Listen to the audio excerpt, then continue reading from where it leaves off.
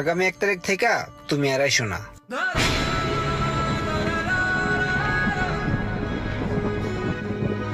কি কোন উস্তাদ, এত বছর ধরে এই দোকানটা করি, আমি যদি যাই এই দোকান চলবো? এই দোকান চলবো কি চলবো না ওটা দেখার দায়িত্ব তো আর তোমার না।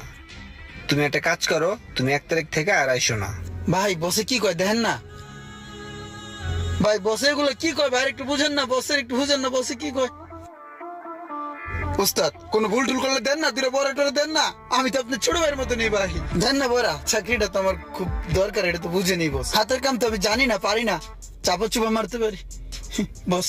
তোমার কোনো ভুল নাই, আসলে এই ছোট দোকানে আসলে তোমার রাহা পসিবল না, তুমি তোমার চিন্তা করো।